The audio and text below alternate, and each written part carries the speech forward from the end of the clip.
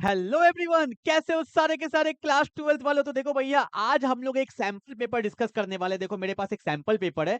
आज मैं एक पूरा कंप्लीट सैंपल पेपर डिस्कस करने वाला हूं कि भैया एग्जाम में क्वेश्चंस कैसे आएंगे, क्या पैटर्न रहेगा, कैसे आंसर करेंगे। हर एक क्वेश्चन मैं सॉल्व करूंगा आपके साथ। तो पूरा वीडियो को बहुत अच्छे से कॉपी पेन लेके बैठिए और पूरा एक क्वेश्चन पेपर मेरे सामने है। पूरा कंप्लीट सॉल्यूशन आपके सामने रखने वाला हूं और बहुत इंपॉर्टेंट है। हो सकता है इससे डायरेक्टली आपको एग्जाम में बहुत सारे क्वेश्चन देखने को मिल जाए। क्लियर है? तो फटाफट से टाइम वेस्ट नहीं करते, एक एक करके सारे क्वेश्चंस को डिस्कस करते हैं। देखो भैया क्या होने वाला है। तो सबसे पहले तो आपको पता होना चाहिए इंस्ट्रक्शन क्या होने वाला है। भैया इंस्ट्रक्शन को ध्यान से देखेंगे, यही पैटर्न पे आपका इस बार क्वेश्चन आने वाला है। 3 घंटे का पेपर होता है। तो पेपर जब भी आप खोलोगे तो ये इंस्ट्रक्शन आपको देखने को मिलेंगे।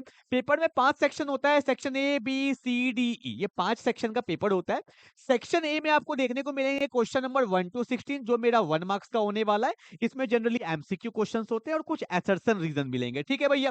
फिर जाके सेक्शन बी में आपको मिलेंगे 17 से 21, जो भी होगा वो मेरा 2 मार्क्स का क्वेश्चन होगा। ठीक है। उसके बाद जो मेरा सेक्शन सी है उसमें 22 से 28 होंगे, ये सारे मेरे 3 मार्क्स के क्वेश्चन होंगे। उसके बाद भैया मेरा 29 और 30, ये 2 क्वेश्चन जो ये मेरा 4 मार्क्स का होने वाला है।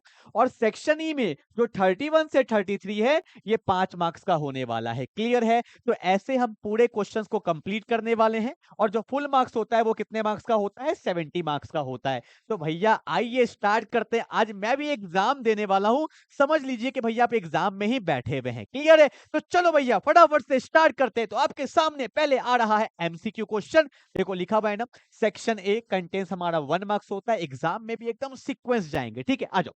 पहला क्वेश्चन क्या बोला है कि increasing the temperature of an aqueous solution will cause. तो फटाफट मेरे दिमाग में आएगा क्या, यहाँ पे मोलैरिटी दिया है, मोलैरिटी दिया है, मोलैलिटी दिया है, मोलैलिटी दिया है। और मैं आपको समझाते भी चलता हूं। तो मोलैरिटी का फॉर्मूला होता है भैया moles of solute to that of volume of solution in litre. ठीक है। और जो मेरा मोलैलिटी होता है वो होता है moles of solute to that of weight of solvent, weight of solvent. और ये किस में होगा? केजी में। ठीक है। अब सुनना, वेट का मतलब क्या होता है? मास। और मास कभी भी टेम्परेचर पर डिपेंड नहीं करता है। कभी ऐसा हुआ है गर्मी के मौसम में जा रहे हैं, हमारे हाथ में मान लो 5 केजी आटा है और घर जाते जाते 2 केजी हो गया? क्या ऐसा होता है क्या? तो मास कभी भी टेम्परेचर पर डिपेंड नहीं करता है। तो मोलैलिटी भी टेम्परेचर पर डिपेंड नहीं करेगा, पर मोलैरिटी करता है क्योंकि इसमें वॉल्यूम होता है। और ये बात हमें पता होना चाहिए, जब टेम्परेचर बढ़ाते हैं ना तो वॉल्यूम बढ़ जाता है।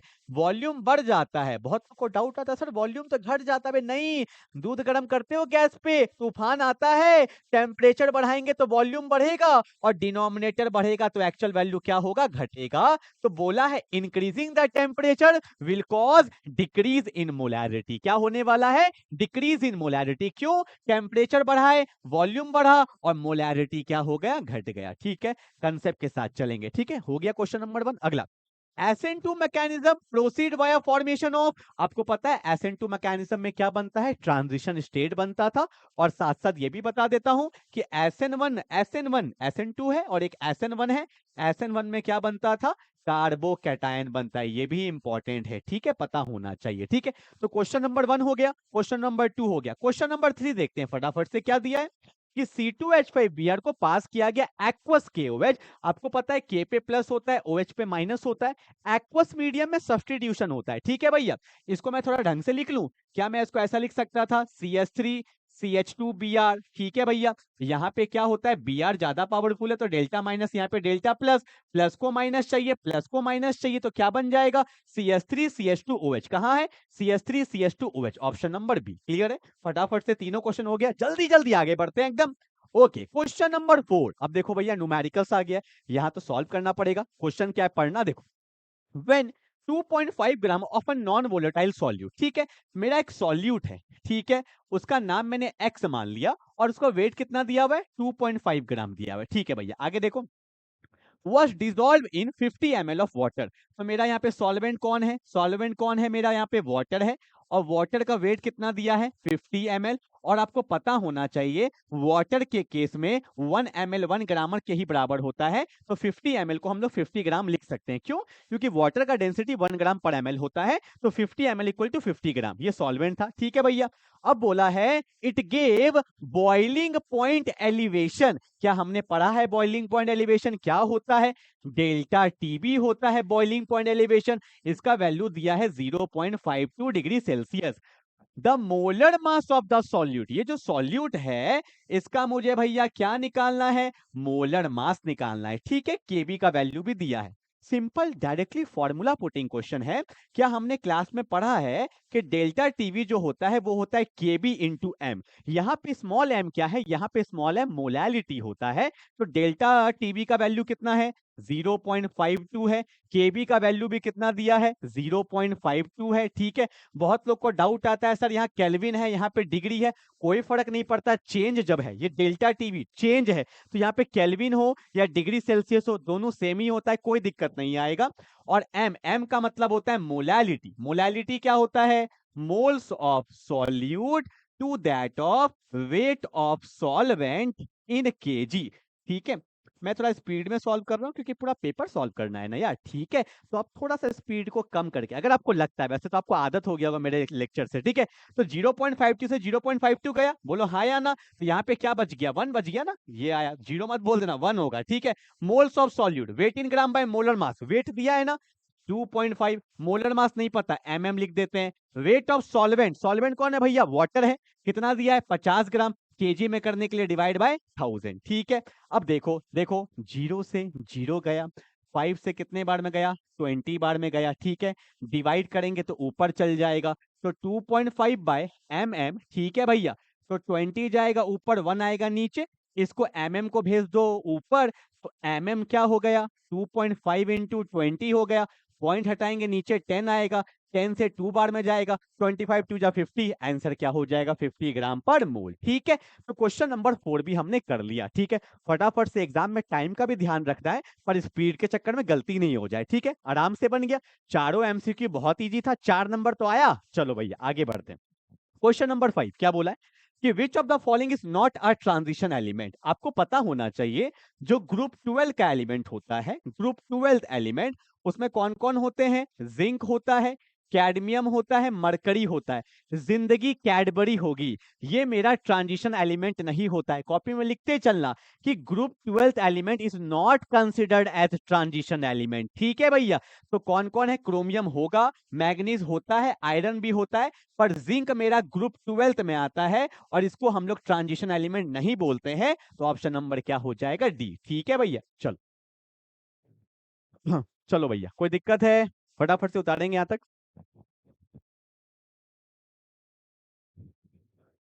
चलो भैया हो गया, चलो फटाफट से उतारो। चु, चु, चु। आगे बढ़े भैया, चलो आगे बढ़ते हैं। क्वेश्चन क्या बोला है? Which of the following acid, आवाज आ रहा है ना? चलो हाँ ठीक है। Which of the following acid react with acetic anhydride to form aspirin. आपको पता होगा एस्पिरिन क्या बोला, देखो which of the following acid react with acetic anhydride to form aspirin. आपको पता है एस्पिरिन क्या है? दर्द का दवाई है। किसका दवाई है? दर्द का। कभी दर्द हो जाए ना, तो आपने सुना है डिस्प्रिन, डिस्प्रिन, उसमें क्या होता है? एस्पिरिन ही तो होता है।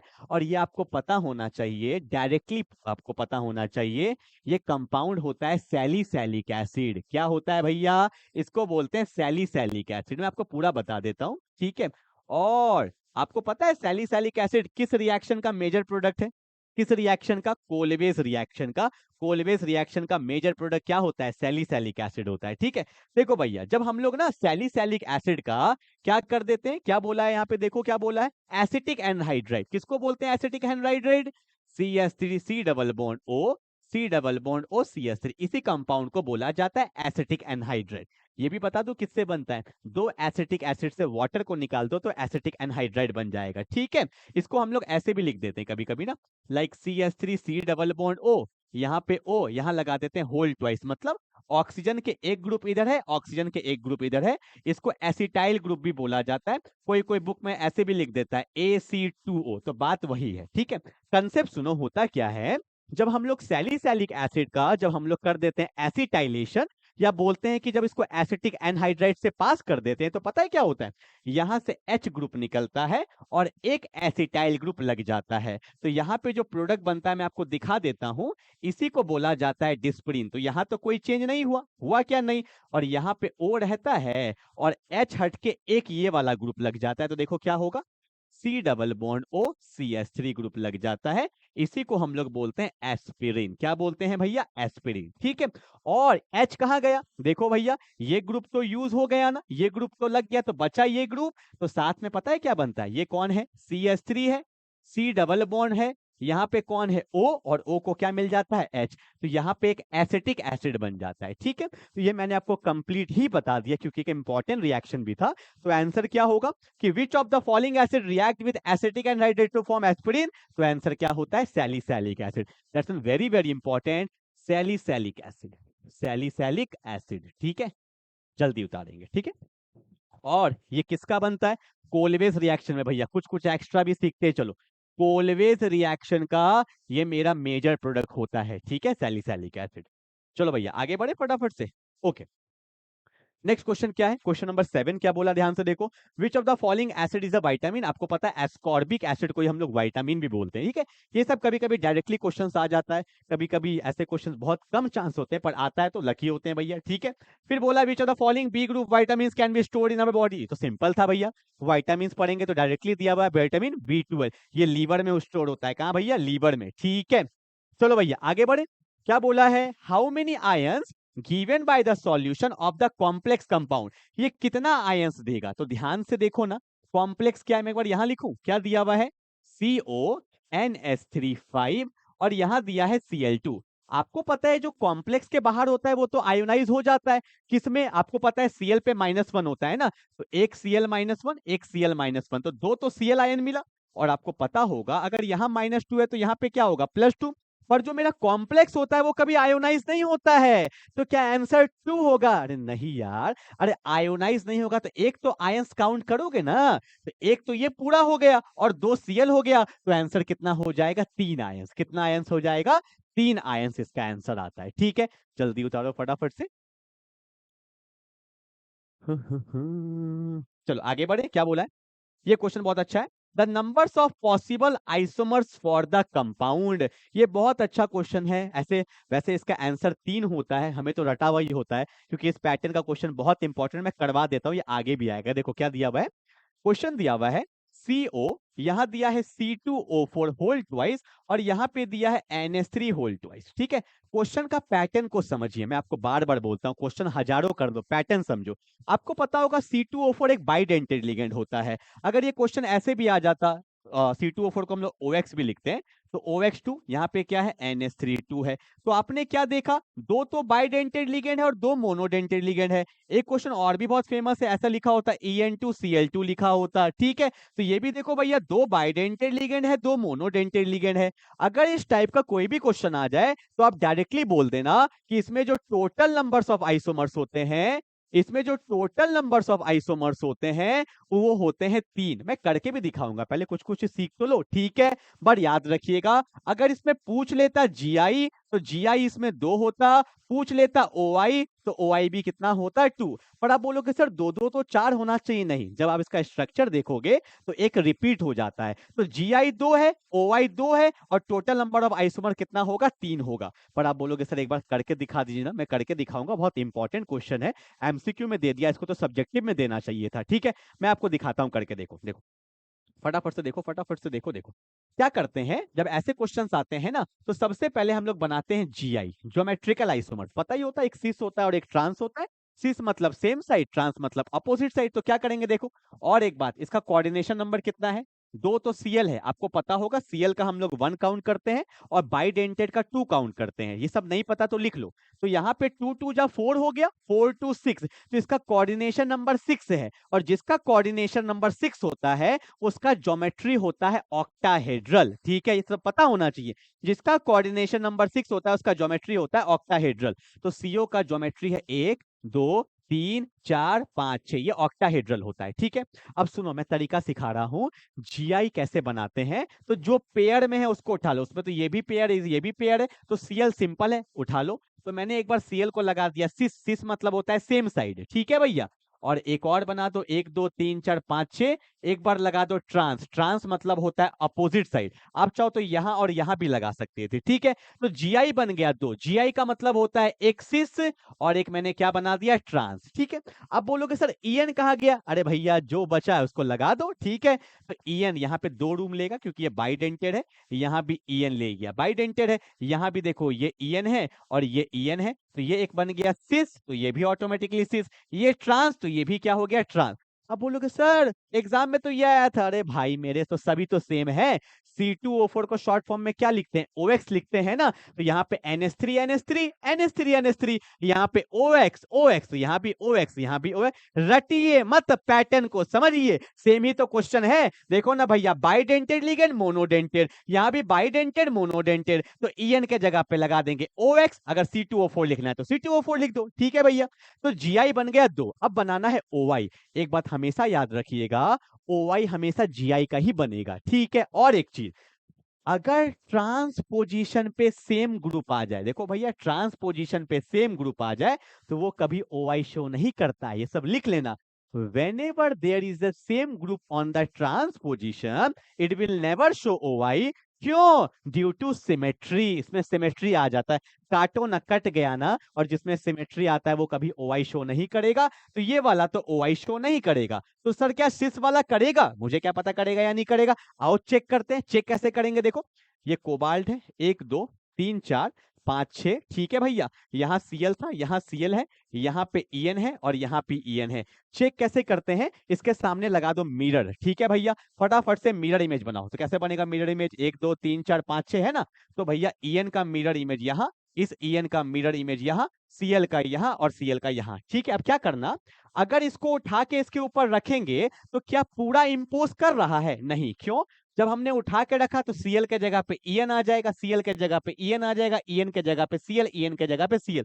जब ये इंपोज नहीं करता है तो इसको बोलते हैं, सुनना, non superimposable mirror image. Non मतलब नहीं, इंपोज नहीं किया, non superimposable mirror image. अगर वो इंपोज नहीं करता है तो वो OI शो करता है। तो इसमें एक को बोलते हैं डेक्स्ट्रो और एक को बोलते हैं लीबो। ठीक है भैया, तो हाउ मेनी OI, दो, तो GI भी दो OI भी दो, पर टोटल कितना है, टोटल स्टीरियो आइसोमर तो 3। क्यों, क्योंकि ये वाला और ये वाला दोनों सेम ना है यार, इसी को ना उठा के यहाँ रखे थे, तो ये रिपीट नहीं करना है। तो पूछ लेगा हाउ मेनी टोटल आइसोमर, तो टोटल आइसोमर कितना हो जाएगा भैया, कहाँ गया कहाँ गया, आंसर क्या हो जाएगा, 3 हो जाएगा। ठीक है, तो ये पूरा मैंने आपको एक्सप्लेन कर दिया, GI 2 OI 2, पर टोटल कितना होगा, 3 होगा। ठीक है, चलो भैया आगे बढ़े।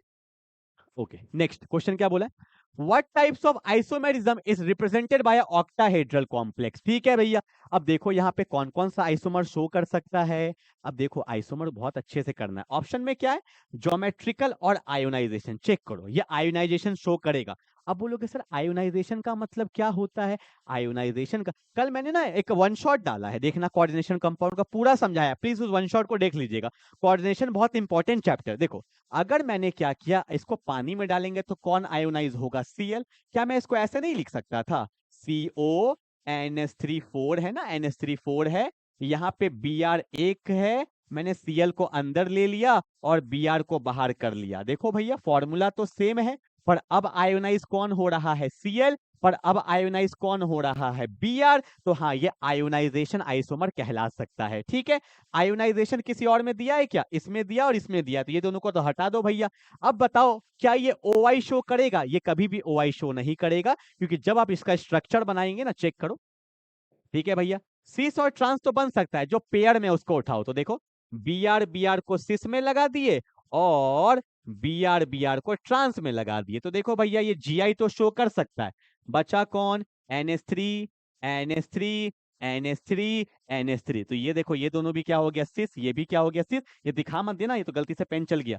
यहाँ भी देखो NH3 है, यहाँ भी NH3 है, तो ये ट्रांस, यहाँ भी NH3 और यहाँ भी NH3, तो ये ट्रांस हो गया। ठीक है, तो ये GI तो शो कर सकता है पर ये OI शो नहीं करेगा। क्यों? क्योंकि यहाँ पर भी ट्रांस पोजीशन पे सेम ग्रुप है, यहाँ पे भी ट्रांस पोजीशन पे सेम ग्रुप है। जब जब ट्रांस पोजीशन पे सेम ग्रुप होता है वो कभी OI शो नहीं करता है। तो आंसर क्या होगा? Geometrical and ionization. अच्छा क्वेश्चन था। ठीक है, चलो आगे बढ़ते हैं। क्या बोला है? CH3CONH2, ये पता है क्या होता है? CH3C डबल बॉन्ड ONH2, इसको अमाइड ग्रुप बोलते हैं।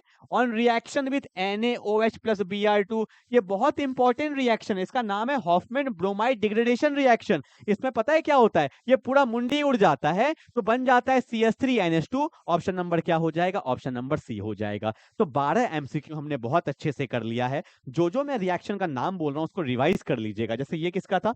हॉफमैन ब्रोमाइड डिग्रेडेशन रिएक्शन था, जहां पे अमाइड ग्रुप किसमें कन्वर्ट हो जाता है? अमाइन में कन्वर्ट हो जाता है, और हमेशा एक कार्बन कम रहेगा क्योंकि यहाँ पे CO ग्रुप निकल जाता है। ठीक है, और यहाँ पे सोडियम कार्बोनेट बनता है। अब देखोगे तो आपको दिख जाएगा रिएक्शन में। ठीक है, 12 MCQ में कोई दिक्कत तो नहीं है। चलो आगे बढ़ते हैं फटाफट से। अब आने वाला एसर्शन रीजन। तो 12 MCQ होता है, 4 एसर्शन रीजन, तो 16 मार्क्स ये MCQ क्या होता है? ठीक है, क्या बोला है? Assertion, copper sulphate can be stored in zinc vessel. नहीं, नहीं रख सकते। क्यों? क्योंकि आपको पता है कि जिंक प्लस कॉपर सल्फेट से बन जाता है जिंक सल्फेट प्लस कॉपर। ठीक है भैया, अगर कॉपर सल्फेट में अगर आप जिंक को रखोगे तो ये किस में कन्वर्ट हो जाता है? जिंक सल्फेट में। तो कॉपर सल्फेट को नहीं रख सकते जिंक वेसल में। ठीक है, क्यों? क्योंकि आपको पता होना चाहिए जिंक ज्यादा रिएक्टिव होता है कॉपर से, तभी ना धक्का मार के इसको निकाल दिया। ठीक है भैया, तो रीजन क्या है? Zinc is more reactive than copper. हाँ ये सही है पर ये गलत है। ठीक है ना, तो आंसर क्या होगा? रीजन, असर्शन इज रॉन्ग, नहीं यहाँ है, असर्शन इज करेक्ट, अबे नहीं कहाँ है? Assertion is wrong but reason is correct, option number D. ठीक है, assertion is wrong but reason is correct. Clear है? असर्शन रीजन भैया दिमाग से तो हल्का सा चूक हुआ खेला होगा। क्वेश्चन नंबर 14 क्या बोला है? क्लोरोबेंजीन रिएक्ट विथ NaOH, ठीक है, at 623 kelvin and 300 atm pressure to form phenol. बिल्कुल सही बात है। ठीक है, बिल्कुल सही बात है। इसको डॉस प्रोसेस बोलते हैं। कौन सा प्रोसेस बोलते हैं? बहुत इंपॉर्टेंट रिएक्शन है कि अगर क्लोरोबेंजीन को अगर आप पास कर दोगे किससे? NaOH से। ठीक है, और यहाँ पे क्या लेते हैं? 623 केल्विन अपना टेम्परेचर होता है एंड 300 atm प्रेशर होता है। ठीक है, यहाँ पे पता है एसिडिफाई भी करते हैं ना हम लोग, H+ से भी फिर पास करते हैं, तो यहाँ पे क्या बन जाता है? फिनॉल। बिल्कुल सही बात है, ये होता है, डॉस प्रोसेस बोलते हैं इसको। ठीक है, बाय एसेंट टू मैकेनिज्म। नहीं नहीं नहीं, ये गलत है।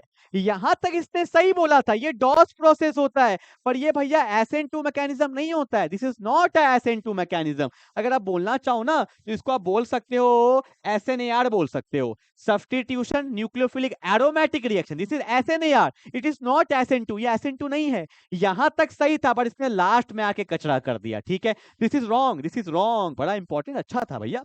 फिर बोला है chlorobenzene undergoes nucleophilic substitution more easily than para nitro. नहीं नहीं नहीं नहीं नहीं नहीं, होता क्या है? ये मैंने SNAR पढ़ाया है, वीडियो डला हुआ देख लीजिएगा। आपको पता होना चाहिए जितना ज्यादा NO2 ग्रुप लगता है ना उतना रिएक्टिविटी बढ़ता है। More the NO2 group more will be reactivity, ये सब पता होना चाहिए। तो chlorobenzene undergoes nucleophilic substitution reaction मोर इजिली नहीं, पैरानाइट्रोक्लोरोबेंजीन में ज्यादा अच्छा रिएक्शन होगा। असर्शन भी गलत है, रीजन भी गलत है। कहां दिया है? Assertion is wrong but reason is correct. Assertion is correct but reason is wrong. यहाँ ऑप्शन ऑप्शन ही नहीं दिया है यहाँ पे ना। मेरे को लगता है ये क्वेश्चन पता नहीं, बट अकॉर्डिंग टू मी यहाँ पे असर्शन भी रॉन्ग है और रीजन भी रॉन्ग है, दोनों ही रॉन्ग है, दोनों ही रॉन्ग है। ठीक है, यहाँ पे इन्होंने ABCD में कुछ दिख नहीं रहा वैसा। यहाँ पे अगर अगर मैं करना चाहूँ तो रीजन इज रॉन्ग स्टेटमेंट। ठीक है, तो ऑप्शन नंबर, मतलब मैंने चेंज किया तो ये ऑप्शन नंबर डी हो जाएगा। ठीक है, इसको आप थोड़ा सा देख लेंगे। यहाँ पे SN2 मैकेनिज्म, क्योंकि आपको पता है SN2 तो 1 स्टेप में होता है, it is a single step reaction. पर जब ये रिएक्शन करते हैं ना तो यहाँ पे पहले ONA बनता है, फिनॉक्साइड आयन बनता है, और फिर H+ से पास करते हैं तो फिनॉल बनता है। इसको डॉस प्रोसेस बोलते हैं। ठीक है, चलो भैया आगे बढ़ते हैं फटाफट से। क्वेश्चन नंबर 15 क्या बोला है कि fluorobenzene react with Cl2 and FeCl3 to give ortho and para. बिल्कुल सही बात है। आपको पता होगा कि जब हम लोग Cl को पास करते हैं किससे? Cl2 साथ में FeCl3 लेते हैं तो FeCl3 Cl को लेके जाता है, तो एक Cl बचेगा, एक बार ऑर्थो पे और एक बार पैरा पे। बिल्कुल ठीक बात है, बिल्कुल ठीक बात है। Chlorobenzene react with Cl2 to give, बिल्कुल ठीक बात है। रीजन क्या है कि para dichlorobenzene has a higher melting point. बिल्कुल सही बात है, ये सही बात है। देखो भैया, ये सही है, पैरा वाला का मेल्टिंग पॉइंट ज्यादा होता है, सही है, पर ये इसका रीजन थोड़ी है भैया। This is not a reason, ठीक है। ये तो मेरा क्या है, इलेक्ट्रोफिलिक सब्स्टिट्यूशन रिएक्शन है, और ये तो मेल्टिंग पॉइंट है। ये भी सही है, ये भी सही है, पर ये इसका कोई एक्सप्लेनेशन नहीं है। एक्सप्लेनेशन तो पूरा बताना पड़ता है ना। तो assertion and reason are both correct, but reason is not the correct explanation, ठीक है भैया, कोई एक्सप्लेनेशन नहीं है, ठीक है। चलो आगे बढ़ते हैं फटाफट से। क्वेश्चन नंबर 16 देखो भैया, बहुत अच्छा क्वेश्चन आया है। क्या बोला है कि ortho and para nitrophenol can be separated by steam distillation. ठीक है, क्या बोला है कि ऑर्थो एंड पैरा नाइट्रोफिनॉल, देखो ये भैया क्या है, OH पे यहाँ पे लगा है NO2 लगा है, ठीक है। और यहाँ पे क्या होता है, OH पे यहाँ पे पैरा पे लगा है NO2। देखो होता क्या है ना, आपको पता है NO2 ग्रुप का स्ट्रक्चर कैसा होता है, ठीक है। NO2 ग्रुप का स्ट्रक्चर लाइक ये होता है, N डबल बॉन्ड O, यहाँ पे N है और यहाँ पे डबल बॉन्ड O होता है, ठीक है। यहाँ पे प्लस माइनस न्यूट्रल हो जाता है। तो ऑर्थो नाइट्रोफिनॉल में ना यहाँ पे H बॉन्डिंग होता है, इसमें होता है इंट्रामोलिक्यूलर H बॉन्डिंग। क्या होता है, इंट्रामोलिक्यूलर H बॉन्डिंग होता है। पर इसमें जो होता है वो होता है इंटरमोलिक्यूलर, मतलब एक मॉलिक्यूल दूसरे मॉलिक्यूल के बीच में, यहाँ पे होता है इंटरमोलिक्यूलर, ठीक है। तो बोला है ortho and para nitrophenol can be separated by steam distillation. हाँ बिल्कुल, इस दोनों को सेपरेटेड कर सकते हैं, डिस्टिलेशन से इस दोनों को सेपरेट किया जाता है, बिल्कुल सही बात है। This is an original statement, सही है। आगे क्या बोला है कि ortho isomer are associated through intermolecular, नहीं, ऑर्थो में होता है इंट्रामोलिक्यूलर, और जो मेरा पैरा होता है इसमें होता है इंटरमोलिक्यूलर, क्योंकि आप देख सकते हो इंट्रा मतलब खुद के अंदर। फिर बोला है while para isomer associated through इंट्रामोनी, ये गलत है स्टेटमेंट, ठीक है भैया। तो एसर्शन बिल्कुल सही है, it can be separated by steam distillation, ठीक है, पर ये स्टेटमेंट गलत है। तो एसर्शन आर ट्रू पर reason is false, option number C, क्योंकि मैंने आपको समझा भी दिया है। ऑर्थो में मेरा क्या होता है, इंट्रामोलिक्यूलर एच बॉन्डिंग होता है, और पैरा में क्या होता है, मेरा इंटरमोलिक्यूलर होता है, जो यहाँ पे गलत दिया हुआ है। ये क्वेश्चन पता है 2020 में भी आया हुआ, आई थिंक 2020 या 21 का क्वेश्चन है ये वाला, ठीक है। तो हमने यहाँ पे 16 क्वेश्चन बहुत अच्छे से कर लिया है। अब हम लोग मूव करते हैं फटाफट से सब्जेक्टिव की तरफ, ठीक है भैया। देखो क्या है, सेक्शन बी आ गया, 17 से 21 आपको 2 मार्क्स वाले क्वेश्चन देखने को मिलेंगे। चलो आ जाओ फटाफट से देखते हैं। देखो क्या बोला है, ये मेरा किसका क्वेश्चन है, केमिकल काइनेटिक्स का क्वेश्चन आया हुआ है। देखो क्या बोला है कि a first order reaction takes 20 minutes for 25% decomposition. Calculate the time when 75% of the reaction will be completed. पहली बात तो आपको ये पता होना चाहिए कि for the first order reaction, exam में बिल्कुल ऐसे लिखेंगे, for the first order reaction जो T75 होता है ना, वो होता है 2 इंटू टी हाफ। ये सब नहीं पता तो ये सब लिखते चलेंगे, ठीक है। T75 जो होता है वो होता है 2 इंटू टी हाफ, ठीक है भैया। और जो टी हाफ होता है वो होता है 0.693 बाई के, ठीक है भैया। ये सब फॉर्मूला नहीं पता हो कैसे सॉल्व करेंगे। अब इसको अगर मैं यहाँ पे पुट कर दूं तो T75 जो होगा वो होगा 2 इंटू 0.693 बाई के, मतलब मुझे के निकालना है। के निकालेंगे तो खेला हो जाएगा, बोलो हाँ या ना। अब देखो यहाँ पे आपको पता है रिएक्टेंट से क्या बनता है, प्रोडक्ट, ठीक है। मैंने बोला कि टाइम t इक्वल टू 0 पे मेरा रिएक्टेंट है 100 C0, ठीक है।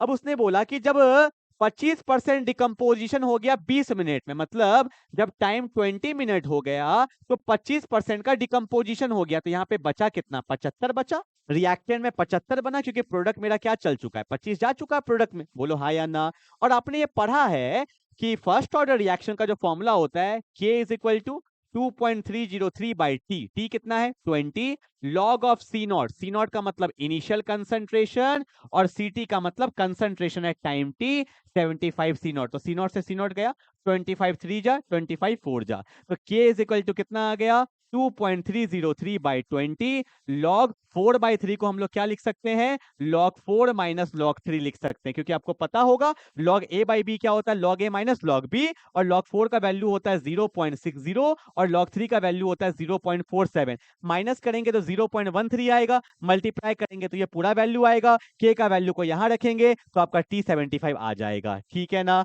और ये किस में आने वाला है, मिनट में, क्योंकि आपने यहाँ पे मिनट लिया है तो ये भी किस में आएगा, मिनट में आएगा। मैंने पूरा बता दिया, अब इतना तो आप सॉल्व कर सकते हो। और मुझे बहुत अच्छा अच्छा लगेगा अगर आप मुझे कमेंट करके क्वेश्चन नंबर 17 का जितने भी न्यूमेरिकल्स है अगर आप कमेंट कर दोगे तो मेरे को बहुत अच्छा लगेगा। इसका जो आंसर आएगा प्लीज मेरे को कमेंट करके बताइएगा, इससे मुझे आइडिया लगेगा कि भैया आपने क्वेश्चंस किया है, तो भाई कुछ तो सफलता मिलेगा, मतलब कुछ तो मेरे को भी सही लगेगा। ठीक है, चलो भैया क्लियर है ना, आगे बढ़ते हैं। क्वेश्चन नंबर 18 क्या बोला है कि right the coordination number and oxidation state of platinum in the complex. क्या बोला, ध्यान से देखो, यहाँ पे Pt है, यहाँ पे En2 है, ये कैपिटल में लिखा गया है, और यहाँ पे Cl2 है, ये इसका फॉर्मूला है। तो यहाँ पे देखो, पहली बात तो यहाँ पे कोई चार्ज नहीं है, तो चार्ज क्या है, जीरो है, मतलब कोई चार्ज नहीं है, ठीक है, न्यूट्रल कंपाउंड है। और आपको पता होता है Cl पे चार्ज होता है -1, तो 2 है तो -2, En पे 0 है, तो यहाँ पे ऑटोमेटिकली क्या आ जाएगा, +2, क्योंकि +2 -2 तभी तो 0 होगा। तो प्लैटिनम का ऑक्सीडेशन नंबर या ऑक्सीडेशन स्टेट कितना आ गया, +2 आ गया, ठीक है। और कोऑर्डिनेशन नंबर कितना होगा, ये बाइडेंटेड लिगेंड है, तो 2 2 जा 4, 4 और 2 6, तो इसका कोऑर्डिनेशन नंबर कितना है, 6 है। तो क्या पूछा है, write the coordination number and oxidation state, तो कोऑर्डिनेशन नंबर हो जाएगा 6 और ऑक्सीडेशन स्टेट क्या हो जाएगा, +2 हो जाएगा। दैट्स वेरी सिंपल, ठीक है भैया। और क्या बोला है कि right the IUPAC name of the complex, इस कॉम्प्लेक्स का आईयूपैक नेम लिखो। आपको देखने में थोड़ा दिक्कत हो रहा होगा तो मैं ढंग से लिख देता हूं, CrNH3 है और यहाँ पे Cl2 है और यहाँ पे प्लस है, ठीक है। इसका नाम कैसे करेंगे, सबसे पहले ऑक्सीडेशन स्टेट निकालो क्रोमियम का, कैसे निकलेगा, Cl पे -1 है तो 2 है तो -2, NH3 पे चार्ज 0 होता है, क्रोमियम का x मान लेते हैं, तो x -2 किसके बराबर होना चाहिए, +1 के, तो x का वैल्यू क्या आ गया, +3 आ गया, ठीक है। अब आंसर देखो कैसे लिखेंगे, आपको पता है कॉम्प्लेक्स के अंदर दो दो लिगेंड है, अमाइन और क्लोरिडो, तो अल्फाबेटिकल में पहले कौन आता है, अमाइन, तो क्या बोलेंगे, टेट्रा अमाइन, बोल दिए क्या, टेट्रा अमाइन। फिर यहाँ क्या बोलेंगे, डाइक्लोरिडो, डाइक्लोरिडो लिख दिया। फिर कौन है भैया, क्रोमियम, तो यहाँ लिखेंगे क्रोमियम, और यहाँ पे इसका ऑक्सीडेशन स्टेट कितना है, 3। ये यही हमारा फाइनल आंसर है। पर बहुत जगह ना प्लस होता है तो यहाँ पे आयन लिख देते हैं, पर लिखने का नीड नहीं होता, लिख दोगे तो ठीक है, पर that's my final answer, tetra amine डाइक्लोरिडो chromium 3, ठीक है।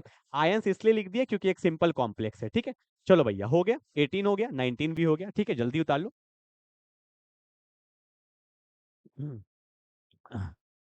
चलो भैया फटाफट से चलते चलो, फटाफट से चलते चलो, आगे बढ़ते हैं।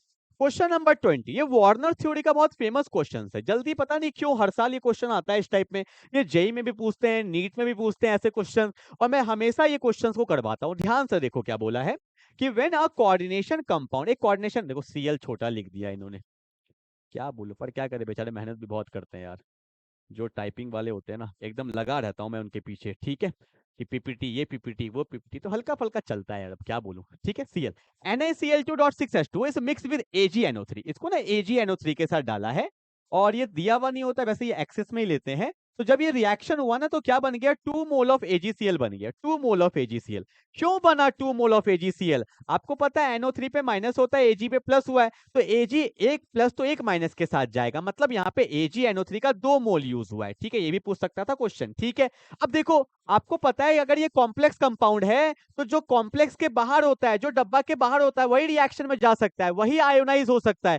तो दो दो Cl गया है, तो मेरे को समझ में आ गया कि भैया वाटर वफादार है, ये तो डब्बा के अंदर है, पर Cl डब्बा के बाहर है, 2 Cl डब्बा के बाहर था, इसलिए 2 आयोनाइज हुआ, और कितना मोल AgCl बन गया, 2 मोल AgCl बन गया। और तो यहाँ पे AgNO3 का कितना मोल यूज हुआ है, 2, ठीक है, एक Ag के साथ एक Cl, एक Ag के साथ एक Cl, इतना बात तो क्लियर है, तो मेरे को समझ में आ गया, ठीक है। तो राइट द फॉर्मूला, फॉर्मूला तो यही होगा NiH2O6Cl2, इसका आईयूपैक नेम क्या होगा, Cl पे -1 है तो 2 है तो -2, यहाँ पे होगा +2, वाटर का चार्ज 0 है तो निकल पे ऑटोमेटिकली +2 आ जाएगा, ठीक है। तो नाम क्या होगा, 6 है तो हेक्सा, वाटर को एक्वा बोलते हैं तो बोलेंगे हेक्सा एक्वा, निकल है तो निकल लिख दिए, निकल का ऑक्सीडेशन स्टेट कितना है, 2, और बाहर में कौन है, क्लोराइड है। अब आप बोलोगे सर डाइक्लोराइड नहीं लिखेंगे क्या, नहीं, क्योंकि कॉम्प्लेक्स के बाहर जो होता है उसका सिर्फ नाम ही लिखा जाता है क्लोराइड, क्लोरिडो भी नहीं होगा क्योंकि ये लिगेंड नहीं है, अंदर होता तो लिगेंड होता, बाहर है तो सिंपल क्लोराइड, ठीक है। तो ये क्वेश्चन बार बार आता है, तो ये भी बहुत अच्छा क्वेश्चन है, ठीक है। सैंपल पेपर तभी बनाने का मजा आता है जब हमने पूरा पढ़ लिया है। जो जो बता रहा हूँ लिखते चलिए, एक एक चीज लिखते चलिए, इससे भी आपको बहुत हेल्प होगा। मतलब आप समझ लो ना, 70 नंबर का पेपर डिस्कस कर रहा हूँ तो आप ऐसा मान लो 15 से 20 नंबर का क्वेश्चन डायरेक्टली आपको एग्जाम में मिल जाएगा। 5 से 6 सैंपल पेपर बना लोगे तो आपका बेड़ा ऐसे ही पार हो जाएगा, ठीक है। पर समझ समझ के, तुक्का नहीं मारना है, ठीक है। फिर बोला है write the important structural and the functional difference between DNA and RNA. तो देखो भैया बायो वाले तो चिपका देते हैं अपना बायो का, पर यहाँ पे बोला है स्ट्रक्चरल एंड फंक्शनल। तो देखो भैया डीएनए और आरएनए में मैं आपको कुछ बातें बता देता हूँ। देखो पहली बात तो डीएनए का फुल फॉर्म क्या होता है? इसका फुल फॉर्म होता है डीऑक्सी राइबो न्यूक्लिक एसिड। तो पहला पॉइंट तो ये लिख सकते थे डीऑक्सी राइबो न्यूक्लिक एसिड, पर लिखते तो नंबर कुछ नहीं मिलता क्योंकि यहाँ पे बोला है स्ट्रक्चरल और फंक्शनल। तो डीएनए का तो ये तो फुल फॉर्म है, इसको तुम थोड़ी पॉइंट में लिख सकते हो, इसको तुम ऊपर में ही लिखते तो भाई एग्जामिनर के पॉइंट में एक अच्छा इमेज बनता कि नहीं भैया इसने बताया भी है और इसने इसको पॉइंट भी कंसिडर नहीं किया। और ये क्या होता है भैया? राइबो न्यूक्लिक एसिड होता है। ठीक है, तो देखो पहला पॉइंट अब एग्जाम में कैसे लिखते हैं, पहले तो डायग्राम। आपको पता होगा डीएनए जो होता है ना, डीएनए जो होता है it is an double stranded structure like this. इसका ना डबल स्ट्रैंडेड स्ट्रक्चर होता है। अगर ये 3 प्राइम है तो ये भैया 5 प्राइम हो जाता है, और अगर ये 5 प्राइम है तो ये 3 प्राइम हो जाता है। ठीक है, तो पहला पॉइंट क्या लिखेंगे? It has double stranded structure. ठीक है भैया, पहला पॉइंट तो तुम ये लिखते तो एग्जामिनर के दिमाग में अच्छा इमेज बनता, क्योंकि आपने डायग्राम बनाया। अभी तक तो खाली घसते जा रहे थे। ठीक है, और पेंसिल से बना दोगे तो अरे सुभान अल्लाह, फिर तो मजा आ जाएगा भैया। ये मेरा है सिंगल स्ट्रैंडेड। ठीक है, 3 प्राइम से 5 प्राइम। पहला पॉइंट तो ये हो गया। दूसरा पॉइंट अब ये बोल सकते थे कि इसके अंदर आपको पता होगा टोटल तो 5 नाइट्रोजीनियस बेस होते हैं ना। कौन कौन से होते हैं? एजी कट होता है, आपको पता है ना 5 बेस होते हैं, adenine, guanine, cytosine, uracil, thiamine. इसके अंदर 4 होता है, इसके अंदर 4 होता है। इसके अंदर कौन कौन होता है? इट लिखना है एग्जाम में ऐसे, इट हैज 4 नाइट्रोजीनियस बेस। कौन कौन सा होता है? एडेनिन होता है, गुआनिन होता है, साइटोसिन होता है, थायामीन होता है। यहाँ पे यूरेसिल नहीं होता है। ठीक है, और यहाँ पे कौन होता है? एडेनिन होता है, गुआनिन होता है, साइटोसिन होना है। तीनों तो भैया कॉमन है। यहाँ पे क्या होगा? यूरेसिल होगा, और यहाँ पे थायामीन नहीं होता है। तो दो तो भैया मेरा हो गया स्ट्रक्चरल डिफरेंस। दो तो ये बहुत इंपॉर्टेंट है। ये एक बेस वाला हो गया कि स्ट्रक्चर वाला हो गया, ये तो बार बार दिखाना।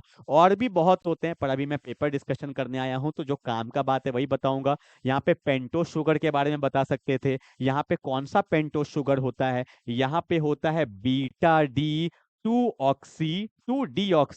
राइबोस शुगर होता है। जो पढ़े होंगे उनका याद होगा। इसमें होता है बीटा डी 2 राइबोस शुगर, और यहाँ पे सिर्फ क्या होता है? बीटा डी राइबोस शुगर होता है। ठीक है, ये सब भी लिख सकते हो। ठीक है, ये तो हो गया स्ट्रक्चरल डिफरेंस। और फंक्शनल देखो मैंने पहले से लिख दिया है, बताया ना कि DNA has a double stranded. ठीक है, और एग्जाम में हमेशा कॉलम बना के दिखाइएगा, ऐसे दिखाओगे this is very wrong pattern. ये तो मैंने बस लिख दिया है, हमेशा बोला है डिफरेंस है भैया। ठीक है, तो डिफरेंस बताओगे ना, ये इसका डिफरेंस है, ये इसका पैराग्राफ थोड़ी लिखना है। ठीक है, तो वही है DNA is a double stranded containing deoxyribose sugar. ठीक है, हाँ मेन फंक्शन क्या है? Is to store and transmit genetic information. तो डीएनए का मेन काम क्या होता है? जेनेटिक इंफॉर्मेशन का काम होता है। और आरएनए का क्या काम होता है? It's main function is to help in protein synthesis. तो ये बात आपको हल्का सा पता होना चाहिए, और क्या। ठीक है, पर this is not the correct method. Exam में पहले यहाँ लिखना कि स्ट्रक्चरल डिफरेंस, फिर नीचे यहाँ पे क्या लिखेंगे भैया? हमारा कौन सा है? Functional difference. एकदम कॉलम बना के एग्जाम में लिखा जाता है। ठीक है, चलो सेक्शन सी में आ चुके हैं। देखो फटाफट से आ गए सेक्शन सी में, 22 नंबर में आ गए। ठीक है, ये क्या हो गया? अ, अ, एक सेकंड भैया, सॉरी। हाँ, हो जाता है। Load the last unsaved file. बिल्कुल यस भैया, यस। अगर क्वेश्चन उड़ गया होगा तो भैया हालत खराब हो जाएगा। चलो चलो, देख रहे हो टेक्नोलॉजी का यूज, तुम देख रहे हो। कहाँ गए कहाँ गए कहाँ तक? इसका पीडीएफ भी भेज दूंगा क्या तुम्हें? पीडीएफ भेज दूंगा क्या? पीडीएफ पीडीएफ ठीक है, पीडीएफ कहाँ भेजूंगा? तुमने तो अभी भैया लिंक ज्वाइन ही नहीं किया टेलीग्राम का। ठीक है, बार बार लगाता हूँ इंस्टाग्राम के स्टोरी पे, टेलीग्राम का लिंक ज्वाइन कर लोगे तो पूरा पीडीएफ सॉल्व किया भेज दूंगा ना। मत करो, मेरा क्या जाता है। ठीक है, calculate the EMF of the cell in which the following reaction takes place. भैया हमें क्या निकालना है? ईएमएफ निकालना है। ईएमएफ का मतलब ही क्या होता है? E cell. क्या नस्ट इक्वेशन पढ़े हो इलेक्ट्रोकेमिस्ट्री में? क्या था नस्ट इक्वेशन? कि भैया E cell is equal to होता है भैया E naught cell minus 0.059 by n log of final concentration by initial concentration. Final में कौन है? Ni+2। तो फाइनल कंसंट्रेशन यहाँ पे अगर लिखना चाहो तो क्या लिखेंगे? Ni+2 बाय इनिशियल कंसंट्रेशन कौन है भैया?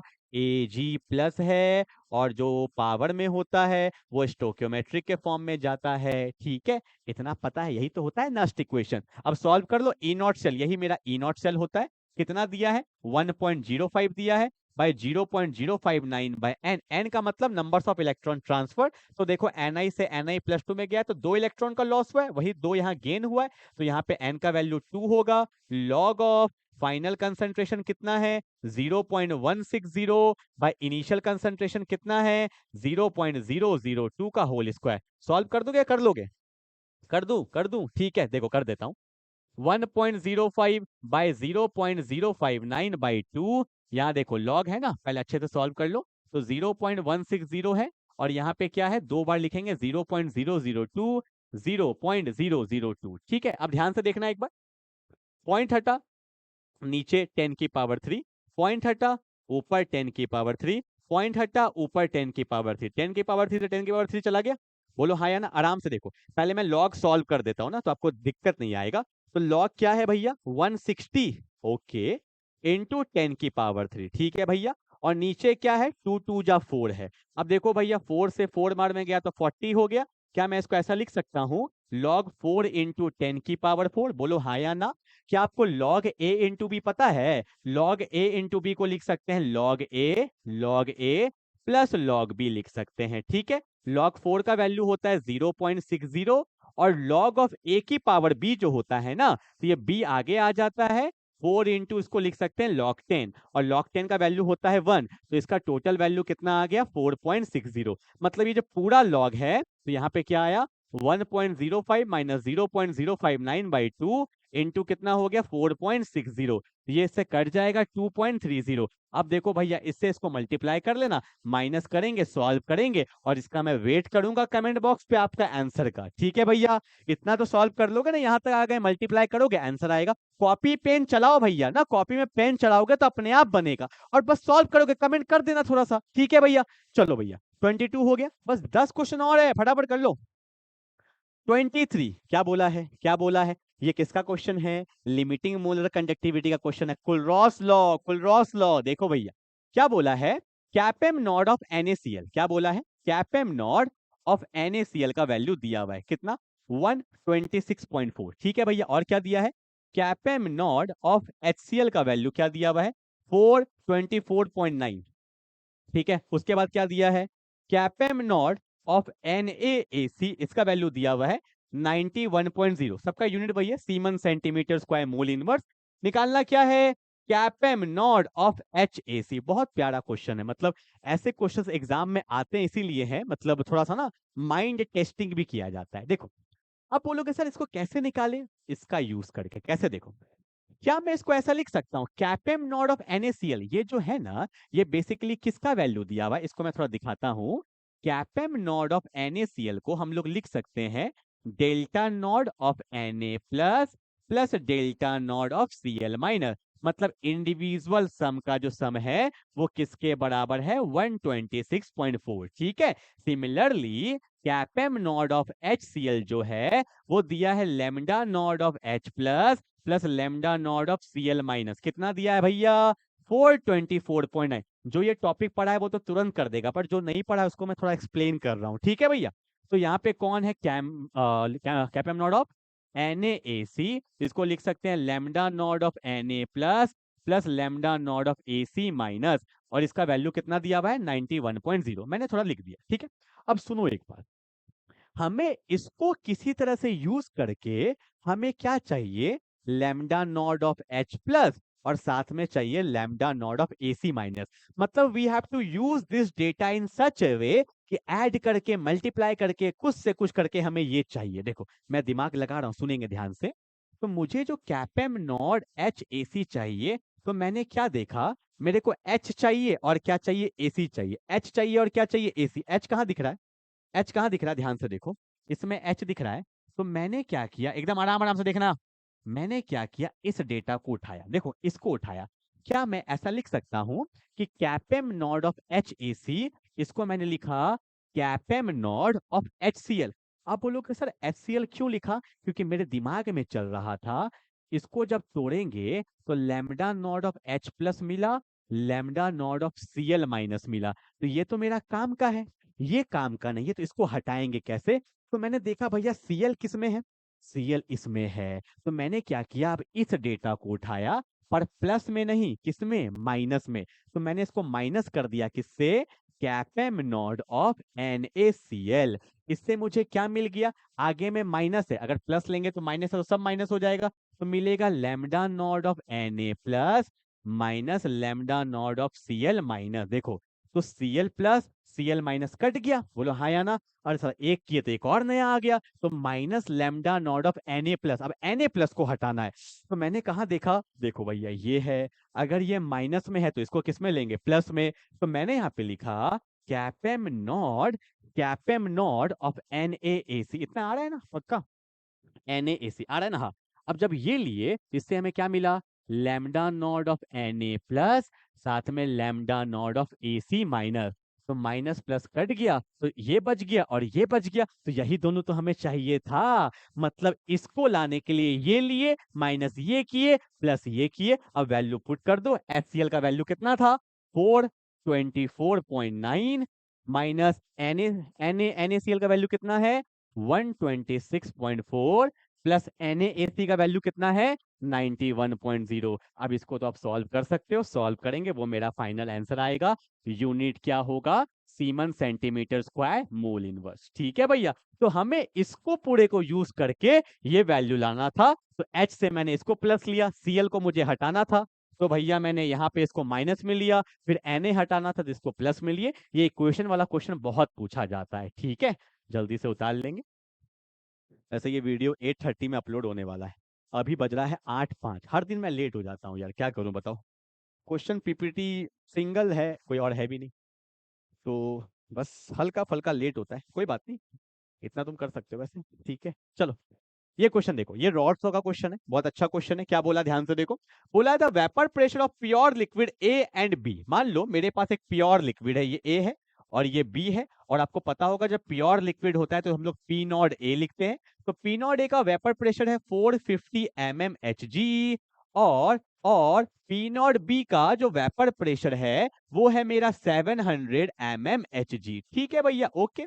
फिर बोला है find out the composition if the total vapour pressure, मतलब जब दोनों को मिक्स कर दिए तो वेपर प्रेशर ऑफ सॉल्यूशन जो आया है वो आया है 600 mmHg। ठीक है, तो एक तो कंपोजिशन निकालना है, कंपोजिशन का मतलब ही होता है मोल फ्रैक्शन। क्या होता है, मोल फ्रैक्शन। ठीक है भैया, okay. And also find the composition of the vapour phase. बहुत अच्छा क्वेश्चन है ये, एनसीईआरटी का डायरेक्टली क्वेश्चन दिया हुआ है, इंटेक्स क्वेश्चन में दिया, बहुत प्यारा क्वेश्चन है। देखिए, according to Raoult's law, vapour pressure of solution जो होता है वो होता है P nought A X A plus P nought B X B. ये होता है अपना रॉल्स लॉ का फॉर्मूला। ठीक है, अब वेपर प्रेशर ऑफ सॉल्यूशन कितना दिया है, 600 दिया है।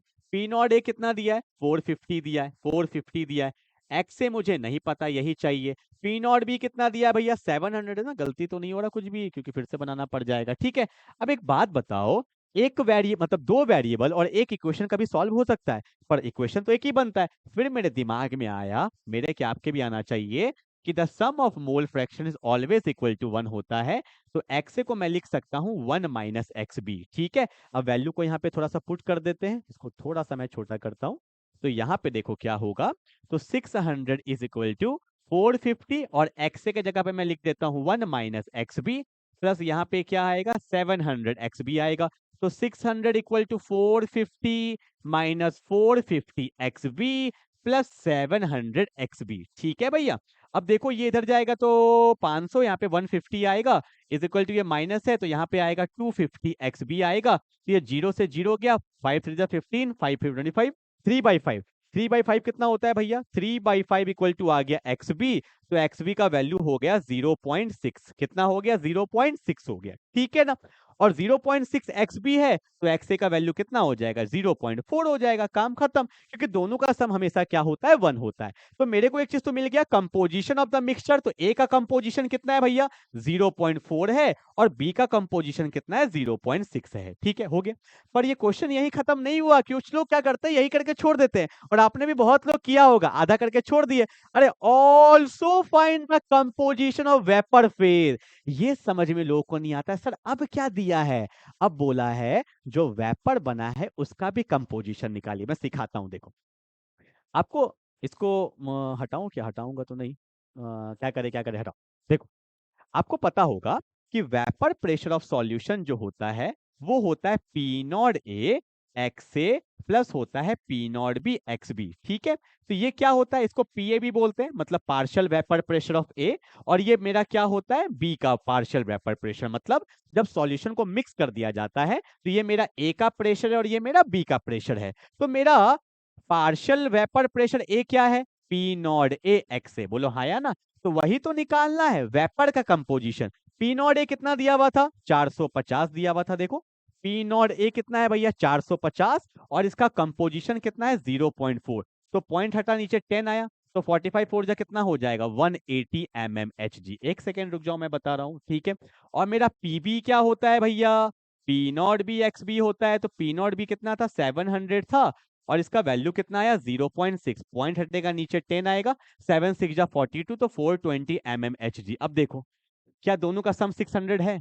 तो यही तो बोला था कि वेपर प्रेशर ऑफ सॉल्यूशन 600 क्यों है, क्योंकि पीए प्लस पीबी 600 है। और 600 में ए कितना है 180 और बी कितना है 420। तो अब हम लोग बोलेंगे इसका कंपोजिशन क्या है, मतलब इसका मात्रा क्या है। तो वहां एक्स ए बोलेंगे तो यहां बोल देंगे वाई ए। तो वाई ए का वैल्यू क्या होगा, ए कितना है 180 और टोटल कितना है 600। तो 0 से 0, 6 3 जा 6 10 जा, मतलब मेरा वेपर का ए का कंपोजिशन कितना है 0.3। तो सिमिलरली बी का ऑटोमेटिकली कितना हो जाएगा 0.7। तो ये कंपोजिशन का सम हमेशा क्या होता है 1। आप चेक भी कर सकते हो, देखो 420/600। तो ये 0 से 0 गया, 6 7 जा 6 10 जा, तो 0.7 आना ही था। ठीक है, तो वेपर का भी कंपोजिशन बताना था। ठीक है, वो तो मेरा लिक्विड कंपोजिशन था और ये क्या था मेरा वेपर। तो 0.3 and 0.7, that's my final answer. Clear है।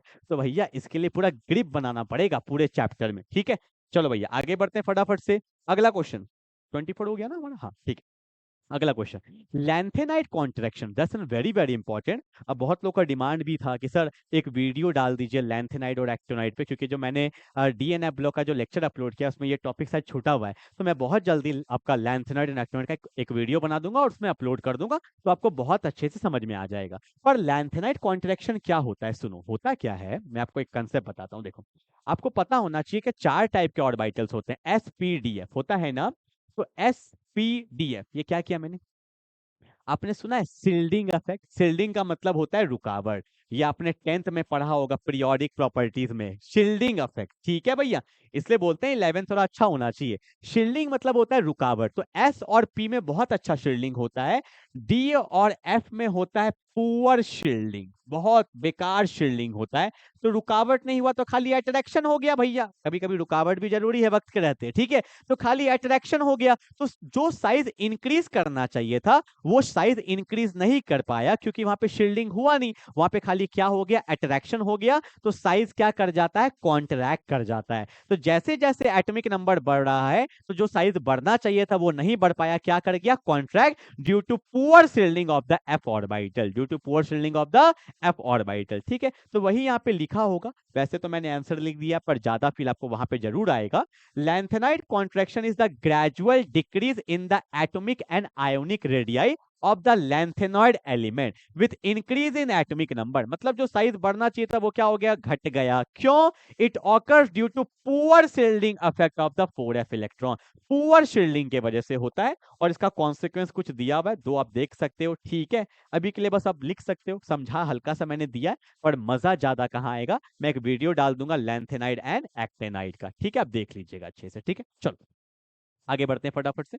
अगला क्वेश्चन क्या बोला है, बाप रे भाई क्वेश्चन नहीं है, ब्रह्मास्त्र है, मतलब आना ही आना है। रीमन टीमन रिएक्शन बहुत इंपॉर्टेंट, 50 बार पढ़ा चुका हूं, 51 बार पढ़ाने जा रहा हूं इसी साल में। ठीक है भैया, रीमन टीमन रिएक्शन में क्या होता है, कितना बार मैंने बताया है। और आज भी कुछ लोगों को मैं देख रहा था प्री बोर्ड एग्जाम में कि वो मतलब डायरेक्टली कर रहे थे, कोई स्टेप छोड़ रहे थे। एनसीईआरटी ने जो बोला है भैया अच्छे से कर लीजिए। बेंजीन पे OH है तो इसको बोलते हैं फिनॉल, और फिनॉल से रीमन टीमन रिएक्शन में क्या बन जाता है, यहाँ पे OH आता है और यहाँ पे आता है C डबल बॉन्ड OH, इसको बोलते हैं सैलिसैल्डिहाइड। तो पहली बात तो ये पता होना चाहिए कि रीमन टीमन रिएक्शन में क्या बनता है, सैलिसैल्डिहाइड बनता है, ठीक है। पर कैसे बनता है, इसको फर्स्ट हम लोग पास करते हैं क्लोरोफॉर्म से CHCl3 और साथ में लेते हैं एक्वस NaOH। मैंने इसका जुगाड़ भी बताया था, वैसे तो डिटेल मैकेनिज्म मेरे यूट्यूब पे अपलोड है, पर मैंने जुगाड़ से कैसे बनाया था। फिनॉल एक एसिड होता है, तो एसिड H देगा, बेस क्या देता है, OH, एसिड बेस से वाटर निकलता है, तो यहाँ पे ये जुगाड़ है, ठीक है। तो यहाँ पे क्या आ जाता है, ONA, आपको पता है Na मेटल है तो O पे माइनस, ठीक है। अब बचा कौन, क्लोरोफॉर्म। आने वाला ग्रुप ऑर्थो पे लग रहा है, तो भैया ये ग्रुप भी ऑर्थो में लगेगा, पर कार्बन तो 4 ही बॉन्ड बनाता है, इसीलिए यहाँ पे CHCl2 ही लग पाता है, CHCl3 नहीं लग पाता है। जुगाड़ से सोच सकते थे, और ये दिखाना पड़ेगा, एनसीईआरटी ने बोला है ये भैया मेरा क्या होता है, इंटरमीडिएट होता है। क्या होता है, इंटरमीडिएट होता है, दिखा दिए। अब यहाँ जगह नहीं है तो मैं यहाँ लिख रहा हूँ। फिर इसको पास करते हैं NaOH से, यहाँ पे 2 मोल लेते हैं। एनसीईआरटी ने नहीं बताया, पर आप दिखा सकते हो क्यों लेते हैं 2 मोल, कोई बताएगा, बताओ ना भैया क्या होगा। आपको पता है Na पे प्लस होता है, OH पे माइनस होता है, कार्बन Cl पे यहाँ डेल्टा माइनस होता है, और यहाँ भी डेल्टा माइनस होता है, यहाँ पे डेल्टा प्लस होता है। तो Na के साथ Cl, Na के साथ Cl, ठीक है भैया। यहाँ पे भी OH आता है और यहाँ पे भी OH आता है, और आपको एक 50 बार बोल चुका हूँ, एक कार्बन पे 2 OH ग्रुप कभी भी स्टेबल नहीं होता है। इस केस में वहां पे वाटर निकल जाता है। मैं आपको दिखाता हूँ, देखो होता क्या है। यहाँ पे ONA तो होता है, यहाँ पे CH पे आया OH, यहाँ भी आया OH, तो वाटर निकल जाता है, तो क्या बचा, CHO बचा, यही ना है एल्डिहाइड। तो यहाँ पे क्या हो गया भैया, यहाँ पे ONA आ जाता है, Na पे प्लस, O पे माइनस, और यहीं पे CHO ग्रुप अपने आप बन जाता है। और इसको फिर हम लोग एसिडिफाई कर देते हैं, H प्लस से पास कर देते हैं, या हाइड्रोलाइसिस भी लिख देते हैं, तो O माइनस को मिल जाता है H, तो बन जाता है सैलिसैल्डिहाइड। ये पूरा आपको लिख के दिखाना पड़ेगा एग्जाम में, ये फिनॉल है, ये इंटरमीडिएट है, और ये क्या है, सैलिसैल्डिहाइड, तब जाके पूरा नंबर मिलेगा। और अभी भी नहीं मिलेगा, इसका लाइन लिखो कम से कम, खाली रिएक्शन से कोई फायदा नहीं है। सिंपल लाइन क्या लिखना कि व्हेन फिनॉल, देखो मेरे को याद थोड़ी है, जो लिखा है वही बोलूंगा। When phenol is treated with chloroform, इसको क्लोरोफॉर्म बोलते हैं। When phenol is treated with chloroform in the presence of sodium hydroxide, in the presence of sodium hydroxide, comma a CHO group, a CHO group is introduced at ortho position, इस position को क्या बोलते हैं, ortho. a CHO group is introduced at ortho position of the benzene ring and this reaction is said to be Riemann-Tiemann reaction। देखो भैया यही लिखा हुआ है, when phenol is treated with chloroform and aqueous NaOH followed by acidification it gives orthohydroxybenzaldehyde salicylaldehyde as the main product. मतलब वही बात है, मैंने भी वही बोला है कि when phenol is treated with chloroform in the presence of NaOH, a CHO group is introduced at the benzene ring called salicylaldehyde and reaction is said to be Riemann-Tiemann reaction। खाली रिएक्शन से कुछ नहीं होता है, कम से कम एक point हमेशा लिखना, हमेशा लिखना, ठीक है। चलो पानी पी लूं यार, देख लो फटाफट से आ गए 25 नंबर पे, देख रहे हो। अच्छा 26 भी हो गया, 26।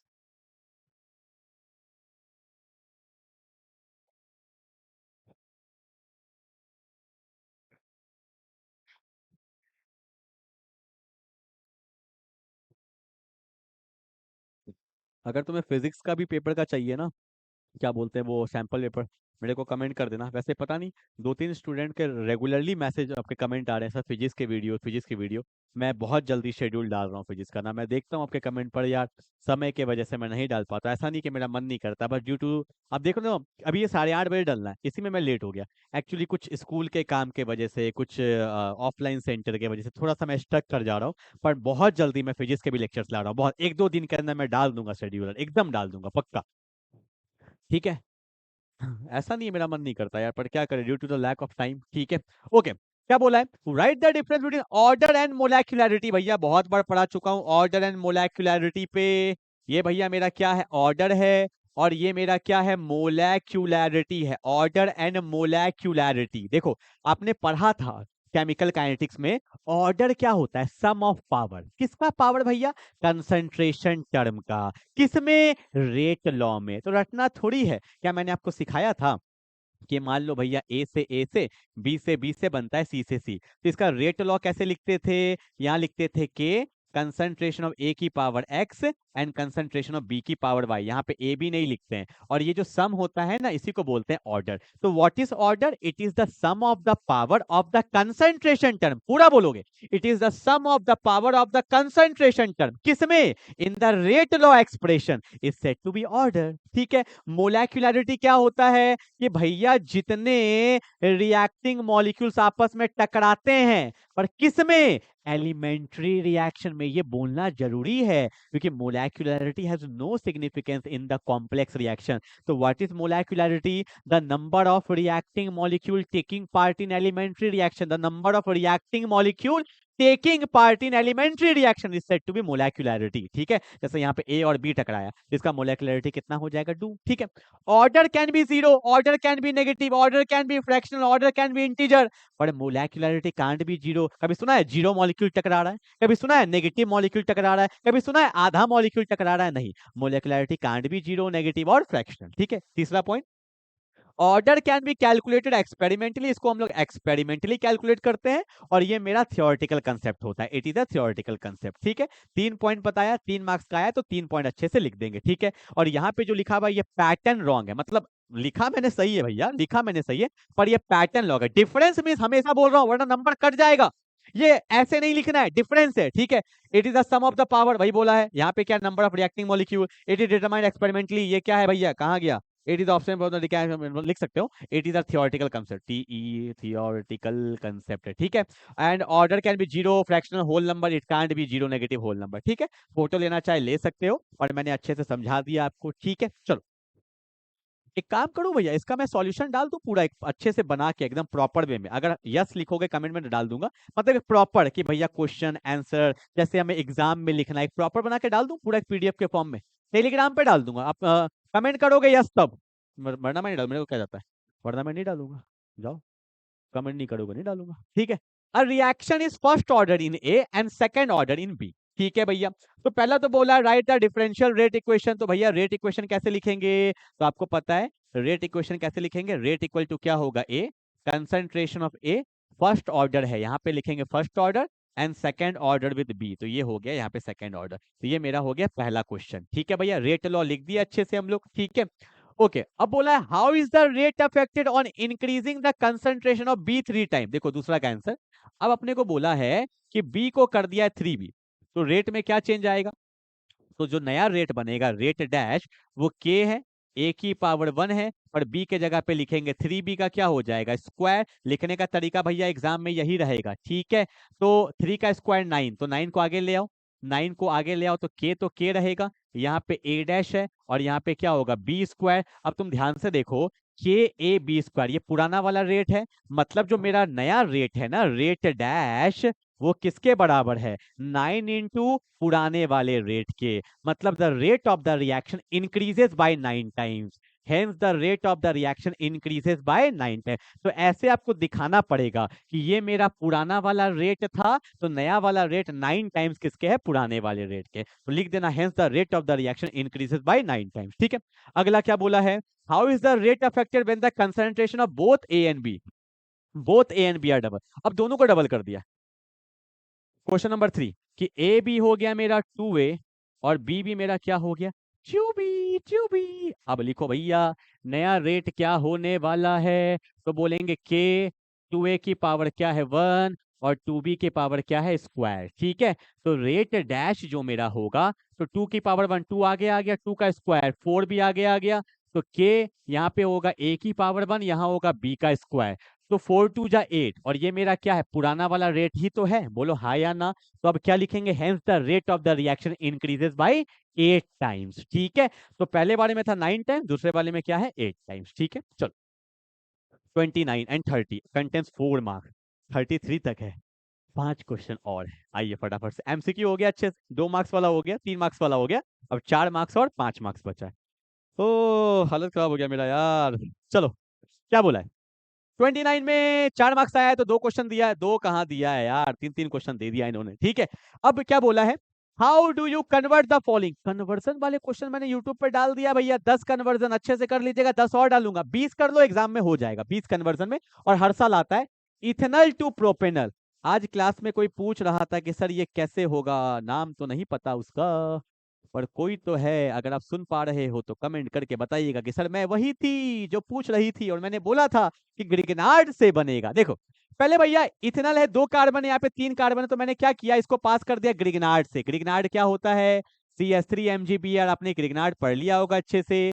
कार्बन मैग्नीशियम में कार्बन मेरा नॉन मेटल है, delta minus delta plus. Grignard इतना रिएक्टिव होता है, तुरंत जाएगा रिएक्शन में, यहाँ delta minus delta plus attack करेंगे, एक बॉन्ड बनेगा, एक बॉन्ड टूटेगा। तो यहाँ पे क्या होता है, CH3 कार्बन में कौन अटैक किया, CH3 अटैक किया, यहाँ पे दिखा सकते हैं। और इसी कार्बन पे कौन लगा, H, मैंने चिपका दिया, CH3 CH CH3। और यहाँ पे क्या है, O पे माइनस है, ठीक है। अब जब इसको हम लोग क्या करते हैं, वाटर से पास करते हैं, तो आपको पता है वाटर में 2 चीज होता है, H प्लस और OH माइनस, तो O को मिल जाता है H। तो यहाँ पे क्या बन गया, CH3 CH OH, और यहाँ पे CH3, 2 डिग्री अल्कोहल बन गया। और 2 डिग्री अल्कोहल को जब जब हम लोग पास करते हैं माइल्ड ऑक्सीडाइजिंग एजेंट से, आप चाहो तो यहाँ पे PCC ले सकते थे, आप चाहो तो यहाँ पे कॉपर हीट ले सकते थे, ठीक है। तो ये मेरा माइल्ड ऑक्सीडाइजिंग एजेंट होता है जो 2 डिग्री अल्कोहल को किसमें कन्वर्ट कर देता है, कीटोन में कन्वर्ट कर देता है। दैट्स माय फाइनल आंसर, ठीक है। तो ये था मेरा, पहले इथेनॉल से हमने बनाया अल्कोहल ग्रिगनार्ड के हेल्प से, फिर PCC से पास कर दिया तो कीटोन बन गया। यही तो होता है कीटोन, मतलब इसको प्रोपेनॉन भी बोला जाता है, और इसी को हम लोग एसीटोन भी बोलते हैं, ठीक है। चलो, कन्वर्जन बहुत इंपॉर्टेंट है। टोलुइन टू बेंजोइक एसिड, ये तो भैया ब्रह्मास्त्र से बन जाएगा, 100 बार बोला है मैंने ब्रह्मास्त्र, देख लेना मेरे किसी भी वीडियोस में, ठीक है भैया। वो जो मैं सीरीज डाला हूँ ना बोर्ड एग्जाम का, प्लेलिस्ट में जाके देखना, बोर्ड एग्जाम 2026 प्लेलिस्ट, बहुत इंपॉर्टेंट सीरीज में लाया हूँ आपके लिए। कैसे बनेगा आपको पता है, टोलुइन को जब हम लोग पास कर देते हैं KMnO4 पोटेशियम पर मैग्नेट, साथ में बेसिक मीडियम लेते हैं, तो यहाँ पे एसिड का सॉल्ट बन जाता है। ये ब्रह्मास्त्र है, बहुत तगड़ा ब्रह्मास्त्र है, ठीक है भैया। और जब इसको हम लोग हाइड्रोलाइसिस कर देते हैं, तो मेरे को वहां से K हट के H आ जाता है, जिसको हम लोग बोलते हैं benzoic acid. That's my final answer, ठीक है। तो ये ब्रह्मास्त्र से बन जाता है, मैंने ही नाम दिया इसको ब्रह्मास्त्र, ठीक है। चलो भैया, हो गया कन्वर्जन, हो गया, ओके। 29 का 2, ये भी मेरा ग्रिगनार्ड का ही क्वेश्चन है, बहुत फेमस क्वेश्चन है, मैं जनरली हर सैंपल पेपर में इसको डालता हूँ क्योंकि बहुत बार आ चुका है ये क्वेश्चन। क्या है देखो, what happens with propanone. Propanone मतलब यही होता है कीटोन है, ये आप खुद से करना, ठीक है। प्रोपेनॉन को पास किया किससे, मिथाइल मैग्नीशियम ब्रोमाइड से, ठीक है भैया। तो कंपाउंड बनेगा A, और उसको क्या कर दिया, देन हाइड्रोलाइज्ड, तो यहाँ पे बनेगा H3O प्लस, ठीक है। ये वही है, ग्रिगनार्ड का क्वेश्चन है। देखो आपको पता है यहाँ पे डेल्टा माइनस, यहाँ पे डेल्टा प्लस, ये मेरा यहाँ पे डेल्टा माइनस डेल्टा प्लस, ये बॉन्ड टूटेगा, अटैक करेगा, एक बॉन्ड बनेगा तो एक बॉन्ड टूटेगा। तो यहाँ पे O पे माइनस आ गया, यहाँ पे पहले से CH3 था, अटैक भी कौन किया, CH3। हाइड्रोलाइसिस करते हैं तो वाटर से H प्लस मिल जाता है, तो यहाँ पे 3 डिग्री अल्कोहल बन जाएगा। क्या बन जाएगा भैया, 3 डिग्री अल्कोहल। इसी को टर्शरी अल्कोहल भी बोलते हैं, क्या बोलते हैं, टर्शरी अल्कोहल बोलते हैं, ठीक है भैया। चलो आगे बढ़ते हैं फटाफट से। Question number 30, case base question आ गया है। अब बोलोगे सर सॉल्व कर दीजिए, नहीं करूंगा। क्यों, क्यों करूंगा सॉल्व भैया, ये मैंने पहले ही करवा दिया है केस बेस क्वेश्चन, जाके देखो प्लेलिस्ट में, मैंने अभी तक 3 केस बेस डाल दिया है। केस बेस तुम्हें करना नहीं होता है, यूट्यूब पे जाके सर्च करिएगा, मेरे ही वीडियोस बेंजीन क्लासेस में दिख जाएगा आपको, केस बेस 1 2 3 मैंने डाला है। और आई थिंक केस स्टडी 1 का सॉल्यूशन शायद ये है, ये 1 या 2 का ही सॉल्यूशन है। आप जाइएगा, कुछ भी नहीं मिलता है ना तो मेरा प्लेलिस्ट चेक किया करो, वहां पे हर चीज का बना हुआ है, case study, board exam 2026, important conversion, physics का, केमिस्ट्री का, ये आपको वहां पे दिख जाएगा। आप यूट्यूब में देख लीजिएगा या सर्च करिएगा केस स्टडी 1, तो मैं ही आपको दिखूंगा। नहीं मिलेगा तो प्लेलिस्ट में जाइएगा, ये क्वेश्चन वहां पे मैंने करवा दिया है, ठीक है। तो एक ही चीज 50 बार करा के क्या फायदा होगा, ठीक है। नहीं करोगे तो समझना अपना, मेरा क्या। 31 number. Oh, long answer question. We have 3 long answer. 1, 2, 3. देखो क्या बोला है, using valence bond theory predict the hybridization and magnetic character of COF6-3. Start करें 5 नंबर वाले क्वेश्चन फटाफट से, टाइम वेस्ट नहीं करते यार, वीडियो अपलोड भी करना है मेरे को। देखो क्या बोला है, COF6-3, आपको पता होना चाहिए। Let me check the battery, battery first class है। देखो सबसे पहला काम क्या होता है कि अपने को सेंट्रल मेटल का ऑक्सीडेशन स्टेट पता होना चाहिए। फ्लोरीन का -1 होता है तो -6, यहाँ पे x ले लेंगे, तो x -6 किसके बराबर आ गया, -3 के, तो x का वैल्यू ऑटोमेटिकली क्या आ गया, +3 आ गया, ठीक है भैया, आ गया +3। अब देखो, अब आपको पता है एग्जाम में एकदम अच्छे से लिखते हैं ना, कोबाल्ट पे +3 है, तो कोबाल्ट का एटॉमिक नंबर 27 होता है, तो क्या लिखेंगे, आर्गन 18 4s2, और यहाँ पे क्या है 3d7, ठीक है, आर्गन 18 4s2 3d7। 3 इलेक्ट्रॉन निकालना है, आउटर से 2 निकाल देंगे, एक यहाँ निकाल देंगे तो 3d6 होता है। बहुत लोग गलती करते हैं, देखो आज ही मैं कॉपी देख रहा था तो उन्होंने क्या किया कि 2 इलेक्ट्रॉन निकाला और 3 यहाँ से भी निकाल दिए तो 3d4 लिख दिया। तो भैया हो जाता है सिली मिस्टेक, इसलिए ध्यान दीजिए।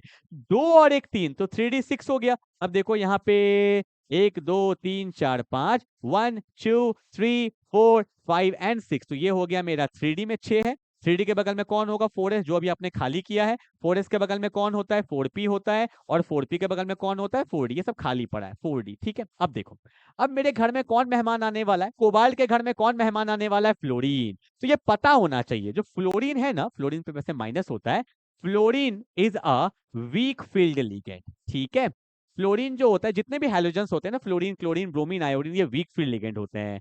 और मेरा वाटर भी वीक फील्ड लिगेंड होता है। और जो वीक फील्ड लिगेंड होता है, fluorine is a weak field ligand, so मेरा वन शॉट देख लेना, कोऑर्डिनेशन कंपाउंड का डल गया है, बहुत इंपॉर्टेंट है।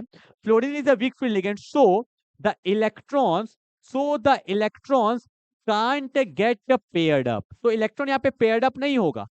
ठीक है, तो नहीं होगा तो नहीं होगा, तो भैया हमें सब कुछ नया मंगाना पड़ेगा। देखो यहाँ पे क्या हुआ, इसको ओ वेट, टेक्नोलॉजी कहाँ है भैया? क्लोन, हाँ। अब देखो यहाँ पे हुआ क्या, जब ये पेयर्ड अप नहीं हुआ, तो ये पेयर्ड अप नहीं हुआ तो फ्लोरीन को तो रुकवाना पड़ेगा, तो कहाँ रुकवाएंगे? सब नए घर में रुकवाएंगे। तो एक फ्लोरीन यहाँ पे ऐसे दिखाना पड़ता है, डबल डॉट से, 1 2 3 4 5 6, ये हो गया डायग्राम। बस यही एग्जाम में दिखाना है। अब जो भी क्वेश्चन बोला है बोल दीजिए। पूछा है हाइब्रिडाइजेशन, हाइब्रिडाइजेशन का मतलब कौन कौन रूम में रुका, एकदम सीक्वेंस में। एक एस है, पी का 3 रूम है sp3, और डी का 2 रूम है, तो इसका हाइब्रिडाइजेशन क्या हो जाएगा? sp3d2। ठीक है, और जिसका हाइब्रिडाइजेशन sp3d2 होता है उसका ज्योमेट्री हमेशा कैसा होता है? ऑक्टाहेड्रल होता है। ठीक है, तो क्या क्या पूछा है? Valence bond produce the hybridization and magnetic character. Magnetic character का मतलब इसमें अनपेयर्ड इलेक्ट्रॉन है, तो जिसमें अनपेयर्ड इलेक्ट्रॉन होता है उसको बोलते हैं पैरामैग्नेटिक, और जिसमें सारे पेयर्ड हो जाते हैं उसको बोलते हैं डायामैग्नेटिक। डाया मतलब दो, सब पेयर्ड है, पर यहाँ पे अनपेयर्ड है तो बोलेंगे it is paramagnetic, it is paramagnetic due to the presence of 4 unpaired electron. एक भी होता तो भी पैरामैग्नेटिक होता। पर इसमें पता है एक चीज और पूछा जा सकता था, इसका मैग्नेटिक मोमेंट बताओ, तो फॉर्मूला होता है √ऑफ n, n+2। यहाँ पे n number of unpaired electron होता है, तो यहाँ पे 4 अनपेयर्ड है ना, 1 2 3 4, तो यहाँ पे क्या होगा? 4, 4 + 2, तो 6 4 जा 24, तो √24 bm इसका यूनिट होता है, बोर्स मैग्नेटन। तो 25 का 5 होता है, तो 24 का 4.9 या 4.8 अप्रोक्सीमेटली होता है। ठीक है, चलो right the IUPAC name. IUPAC name बताओ फटाफट से, इसका क्या होगा? आयुपेक नेम में लिख देता हूं यहाँ पे। क्वेश्चन क्या था? COBr2 En+2। आपको पता है ये Br2 है ना, तो कैसे लिखेंगे? En पे चार्ज 0 होता है, Br पे -2, तो कोबाल्ट पे +3 आ जाएगा। +3 -2 देखो +1 आया। दिक्कत आता है तो x लेके बना लेना। ठीक है, तो नाम क्या होगा? डाइब्रोमीडो। डाइब्रोमीडो, और बाइडेंटेड लिगेंड है, इसके लिए डाई ट्राई यूज नहीं करते हैं, इसके लिए बिस ट्रिस यूज करते हैं। तो क्या होगा? बिस, और बाइडेंटेड को हमेशा ब्रैकेट में दिखाते हैं। इसका नाम होता है इथेन 1,2 डाइअमाइन, क्योंकि एक से ज्यादा वर्ड है ना, तो कंफ्यूज नहीं कर जाओ, इसलिए ब्रैकेट में दिखाते हैं। और यहाँ पे कौन है? कोबाल्ट। तो कोबाल्ट का ऑक्सीडेशन स्टेट कितना है? 3, तो बोल देंगे कोबाल्ट 3। आयंस लिखना चाहो तो लिख सकते हो, नहीं भी लिखोगे तो भी सही है, कोई दिक्कत नहीं है। ठीक है, चलो अगला क्वेश्चन क्या है कि draw the geometrical and optical isomer. ये मैंने पहले ही समझा दिया है, याद है? एमसीक्यू में जो बताया था, सेम पैटर्न है ना। देखो बाइडेंटेड लिगेंड है और मेरा मोनोडेंटेड लिगेंड है, याद है? तो सीएल के जगह पे बीआर आ जाएगा। सेम क्वेश्चन है, सेम। तो इसमें भी जीआई 2 बनेगा और ओआई भी 2 बनेगा, सेम पैटर्न का क्वेश्चन है। ठीक है, चलो भैया आगे बढ़ते हैं फटाफट से। Question number 32 number, state Henry's law, बहुत बार पढ़ चुके हैं। हेनरीज लॉ क्या कहता था? आओ समझाते हैं फटाफट से। देखो ये मेरा भैया पिस्टन है, और यहाँ पे मान लो कोई भी एक लिक्विड है। ठीक है, कोल्ड ड्रिंक का बोतल वही तो है, ये लिक्विड ए है, और यहाँ पे कोई भी एक गैस है। ठीक है, इसको मैंने बोल दिया गैस बी। ठीक है, और मैंने यहाँ पे लगाया पार्शियल प्रेशर, एक पिस्टन बना दो यहाँ पे। ठीक है भैया, पार्शियल प्रेशर है, तो जब हम लोग प्रेशर देंगे तो ऑब्वियस सी बात है गैस कहाँ मूव करेगा? लिक्विड की तरफ मूव करेगा। मतलब as we increase the partial pressure of the gas, as we increase the partial pressure of the gas, the solubility of gas in liquid, the solubility of gas in liquid क्या कर जाएगा, increase ना। अरे pressure दे रहे तो gas कहां जा रहा है, लिक्विड में। तो एक लाइन तो ये लिखते हैं कि as we increase the partial pressure of the gas the solubility of gas in liquid increases. ठीक है, पर अगर हमें लिखना है फॉर्मूला के टर्म में तो क्या बोलेंगे, according to the Henry's law, according to the Henry's law the partial pressure of the gas is directly proportional to the mole fraction of the gas. ठीक है, जितना प्रेशर देंगे उतना ही मोल फ्रैक्शन होगा, और जब जब प्रोपोर्शनलिटी हटता है तो कांस्टेंट आता है। यहाँ पे बोलेंगे KH, ये हेनरी कांस्टेंट है, इनटू XG। एग्जाम में कभी भी लिखो तो ये जरूर दिखाना। ठीक है, तो मैंने दो स्टेटमेंट बोला है, वीडियो को स्लो करके सुन लेना। According to the Henry's law, as we increases the partial pressure of the gas, as we increases the partial pressure of the gas the solubility of gas in liquid increases. ठीक है, और दूसरा बात मैंने क्या बोला, according to Henry's, according to Henry's the partial pressure of gas is directly proportional to the mole fraction of the gas. Exam में अच्छे से लिख के ये स्टेटमेंट दिखा देना। ठीक है, एप्लीकेशन क्या है, आपको पता है कोल्ड ड्रिंक के बोतल के अंदर नीचे लिक्विड होता है, ऊपर गैस होता है, तो गैस को टाइटली फिल्ड करते हैं। क्यों, क्योंकि भैया उसका टेस्ट आता है अच्छा। अगर ढक्कन को खोलेंगे तो फिश करके आवाज आता था, याद है। तो एक स्टेटमेंट क्या लिख सकते हो, to increase the solubility of CO2 gas in liquid, to increase the solubility of CO2 gas in liquid, it is tightly filled with high pressure। उसको हाई प्रेशर के साथ फिल्ड किया जाता था ना, तो वही बोला है क्या कि carbonated drinks like CO2 gas is dissolve in soft drink and soda water under high pressure. और स्कूबा डाइविंग में भी इसको यूज करते हैं, यहाँ लिखा हुआ है ना, स्कूबा डाइविंग में भी इसको यूज करते हैं। ठीक है, ओके। अब यहाँ पे एक न्यूमेरिकल्स दिया हुआ है, कर लोगे या करवाना पड़ेगा, कर लोगे या करवाना पड़ेगा। देखो ये किससे बन जाएगा पता है, एक तो ये RLVP से इजीली बन जाता है, RLVP से बन जाएगा। और आप चाहो तो बस RLVP से बना लो ना। कैसे बनता है RLVP से, आपको पता है कि P not A minus P not A x से divided by P not A, ये किसके बराबर होता है, XB के बराबर होता है। तो ये डायरेक्टली RLVP से बन जाएगा। मैं करके दिखाता हूँ। 5% of an aqueous solution of non volatile, तो 5% का मतलब मान लेना 5 ग्राम। ठीक है, और 5 ग्राम किसका है, सॉल्यूट का। तो मेरा सॉल्वेंट का कितना हो जाएगा, 95 ग्राम, क्योंकि टोटल 100% मतलब 100 ग्राम। तो ये हो गया मेरा सॉल्यूट का हो गया 5 ग्राम और सॉल्वेंट का मेरा हो गया 95 ग्राम। ठीक है, was made and it is vapour pressure at 373 kelvin was found to be 745। मतलब सॉल्यूशन का जो वेपर प्रेशर है वो मेरा कितना है, 745 है। And vapour pressure of pure water, तो प्योर वाटर का कितना है, 760। ठीक है, ये डेटा मिल गया, ये डेटा मिल गया, और ये भी कितना है, 760 है। ठीक है, P नॉट ए तो प्योर होता है, XB क्या होता है भैया, mole of B by mole of A plus mole of B। तो मोल क्या होता है, waiting gram by molar mass. Solute कितना है, 5, मोलर मास को X मान लेते हैं। फिर यहाँ भी क्या होगा, 5 प्लस X, और सॉल्वेंट कौन है मेरा, वाटर है ना, तो सॉल्वेंट क्या हो जाएगा, 95 बाई 18। तो वेटिंग ग्राम बाय मोलर मास, एक वेरिएबल है, एक इक्वेशन है, सॉल्व कर लेंगे तो आपका आंसर आ जाएगा। ठीक है, इसको कमेंट करके मेरे को आंसर बताइएगा। ठीक है, चलो आगे बढ़ते हैं।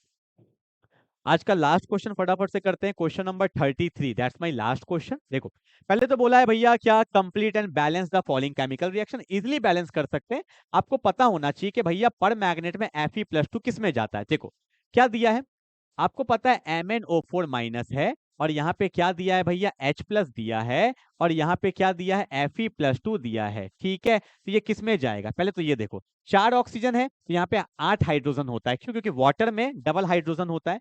तो MnO4 माइनस किस में जाता है, Mn+2 में। ये सब बात पता होना चाहिए। ठीक है भैया, 8 हाइड्रोजन 4 ऑक्सीजन, तो यहाँ पे बनता है 4H2O। ठीक है भैया, और Fe+2 किस में चले जाता है, Fe+3 में। ये सब नहीं पता होगा तो कैसे सॉल्व करेंगे। ठीक है, अब एक चीज और देखो, आपको एक इक्वेशन पढ़ाया गया होगा, यहाँ पे माइनस है, बोलो हाँ या ना, यहाँ पे प्लस है, कितना प्लस है, 8 प्लस है, एक माइनस है, प्लस 2 है, तो कितना हो गया, 8 से 1 गया 7, 7 से 2 गया 5, तो बचता है 5 इलेक्ट्रॉन। कितना बचता है भैया, 5 इलेक्ट्रॉन। ठीक है, अब यहाँ पे देखो, यहाँ पे 3 है और यहाँ पे 2 है, तो 5 5 तो बिल्कुल बैलेंस है।